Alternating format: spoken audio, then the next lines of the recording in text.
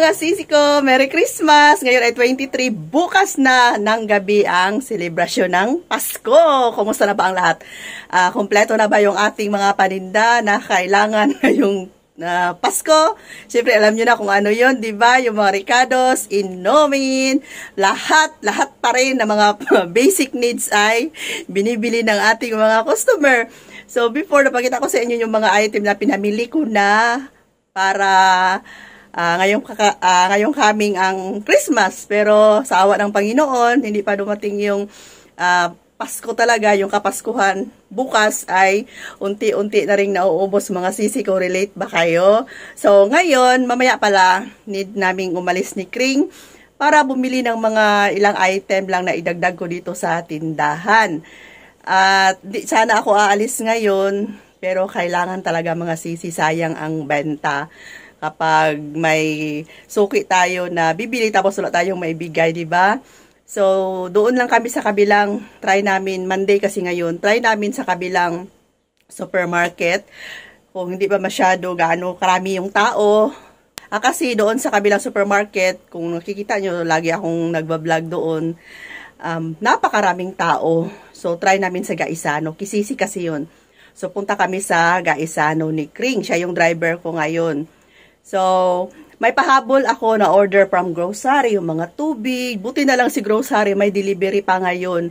Yung mga tubig, naubusan ako kasi sa init ng panahon mga sisi, maraming bumibili ng tubig. Tapos nagpahabol rin ako ng mga ibang item. Naubos na dito na mabibili ko sa grocery. Ayan. So, update lang tayo kung ano yung mga kaganapan. Bukas, kung ano yung paghahanda na gagawin ni Ate Rose. Ano talaga paghahanda, no? Yung paghahanda ko yung ilabas namin yung cooler. Sabi ni Kuya Dave, huwag na tayo mong gagamit ng cooler. Mahina naman yung soft drinks at saka alak. Sabi ko, huwag kang mag-negative. Kailangan positive. Laging handa, may bibili man o wala. Laging handa. No, baka maraming bibili. So, dyan ka pakikilos. At least, laging handa, ready. So, bukas, ng ganitong oras, mga 12 to 1, ilabas na namin ni Kuya Dave yung aming mahiwagang cooler every year para lagyan namin ng beer.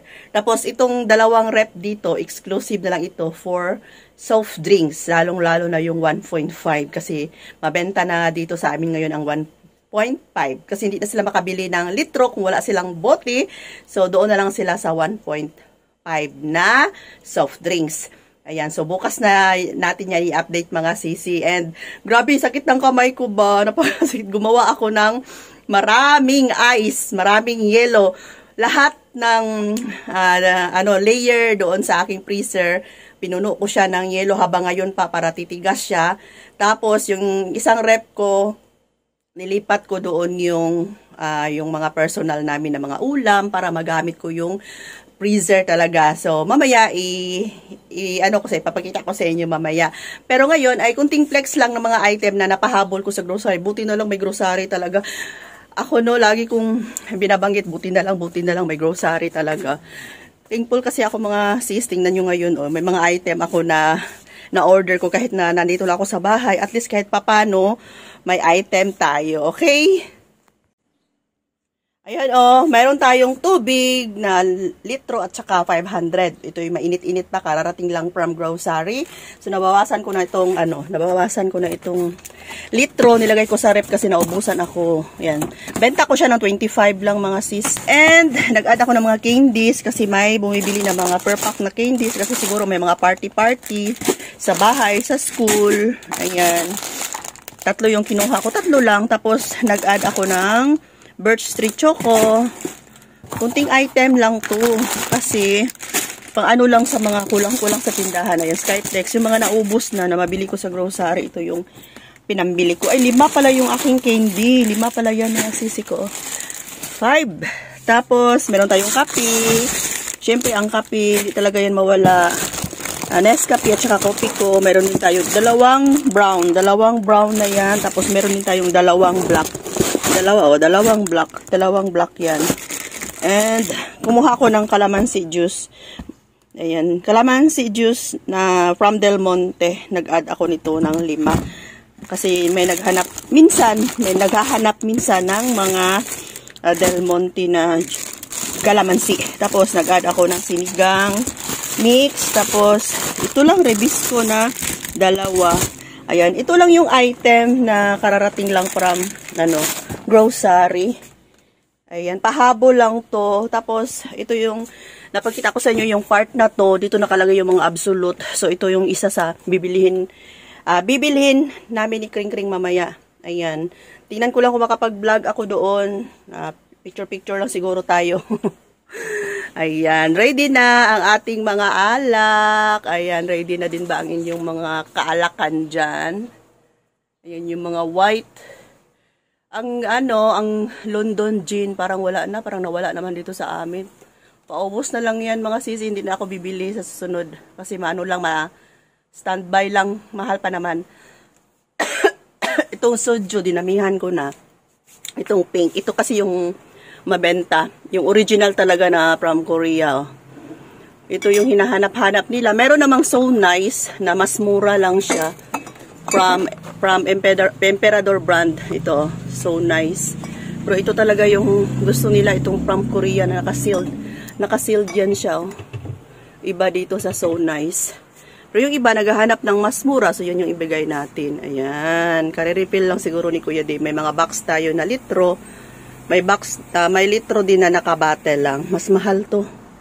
Yan, 270 yung benta ko nito mga sisi ko. Ayan, meron pa tayo. Full stock tayo sa mga alak ngayon.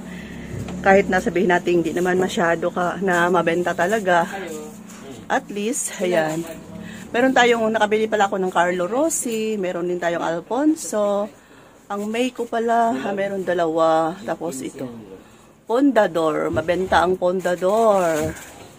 Ayan. Tanduay ang pinakamabenta dito sa lugar namin. Kaya Tanduay yung makikita ninyo dito na marami akong stocks.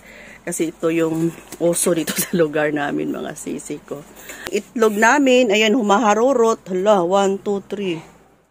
6 trays na lang ang natira sa 15 trays na binili namin ni Kuya Dave. Tapos yung bigas pala natin, check natin.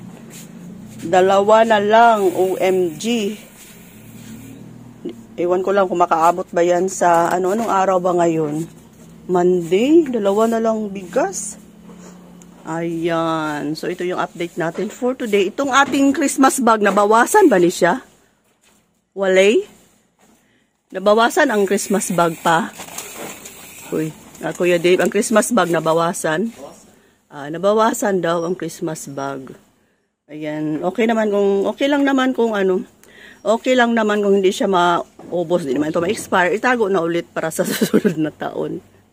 Ayan, sa chichirya, ito yung pinaka fast moving item. Ayan, puno pa. Ayan, dinamihan natin yung chichirya. Ayan, tapos forward tayo dito. Ayan. Ang sa ice cream, mag-order tayo ng ice cream. Yung kulay red. Kasi yun yung mabenta kasi mas mura. Ayan. Tapos butter. May mga butter tayo dyan para, dito ko na lang nilagay para kapag may bibili, madali na lang ibigay kay customer. Ayan. Isa na lang yung tinapay natin. Tapos, ano pa ba? Sa mga dilata, okay pa naman yung mga dilata, pero mag-add ako ng mga gatas mamaya mga sisi ko. Okay pa naman yung mga dilata natin. Kapag ganitong season, di gaano ka mabenta kasi walang pasok, di ba?